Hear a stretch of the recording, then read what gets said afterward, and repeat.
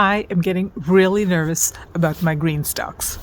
So it's a dark and dreary day in early February, and we have got an atmospheric river coming through over the next couple of days, as well as a heavy wind advisory, and this GreenStalk is making me very nervous.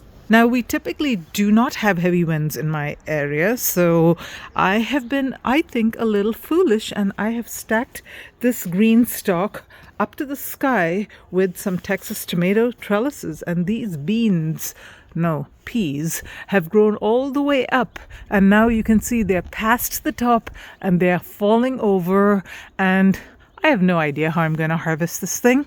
So just by way of reference, I am 5'5", and check out the GreenStalk.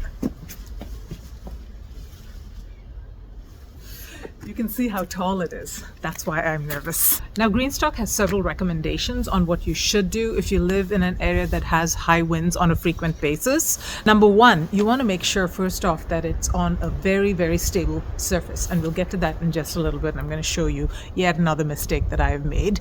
And another thing is you want to make sure that you water it really well. Soil adds a lot of weight and stability to the GreenStalk. So if you're expecting heavy winds, definitely make sure you water it really, really well. And yet another suggestion is to move your GreenStalks closer to somewhere where the path of the wind gets broken. So I've got mine around my GreenStalk. You can move it closer to your house, somewhere where it'll get just a little bit of protection, some kind of barrier to the wind. And then the other suggestion is to restack your GreenStalks to a reasonable height. Let me show you what I've done. I've got 4 GreenStalks that I've made into 5.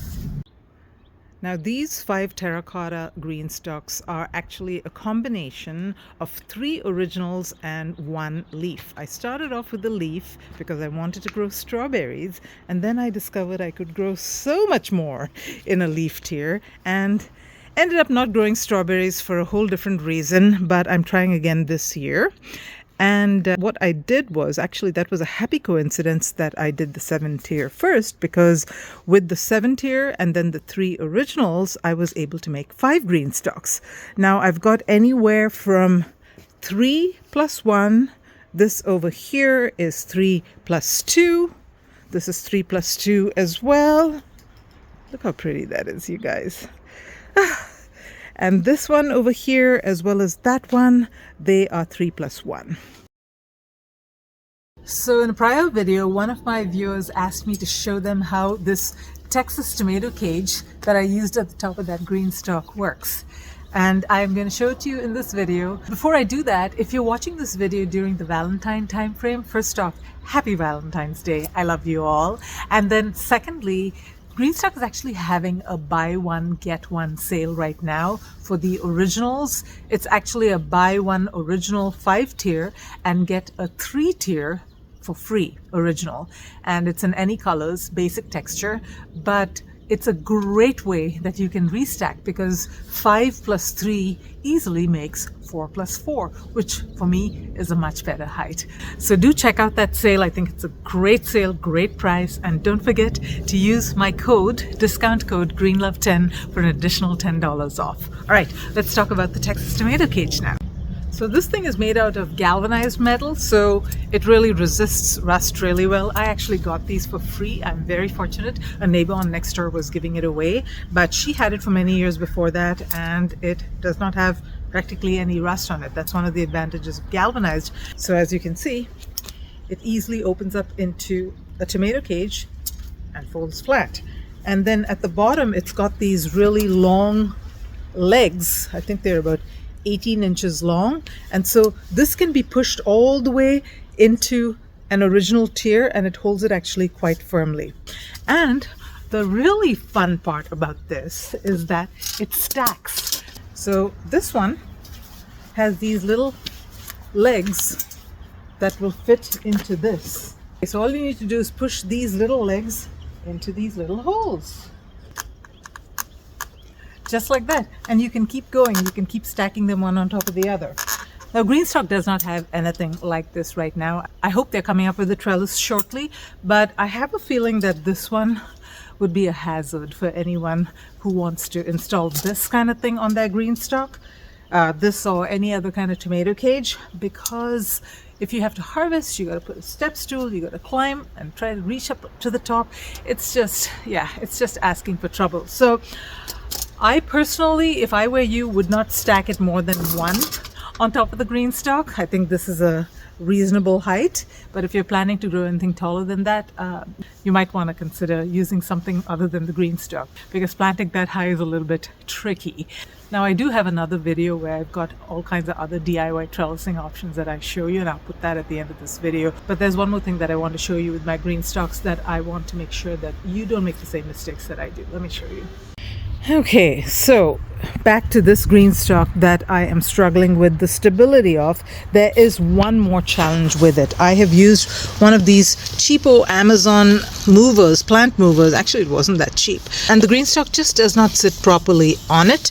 You can see this leg has actually gotten into this crack here, and the GreenStalk has actually scooched over to the edge. I don't even know how that happened.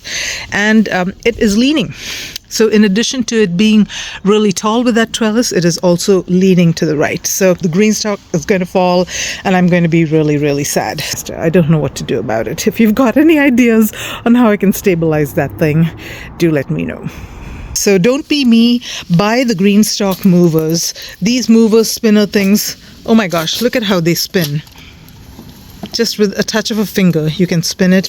And this thing, it glides really, really smoothly. And yeah, I'm using this sort of pebbly surface. That also is not a good thing, especially when you're using those hokey little Amazon plant movers, cheaper ones. Yeah, the GreenStalk mover, just so much more stable and worth the money that you spend on it.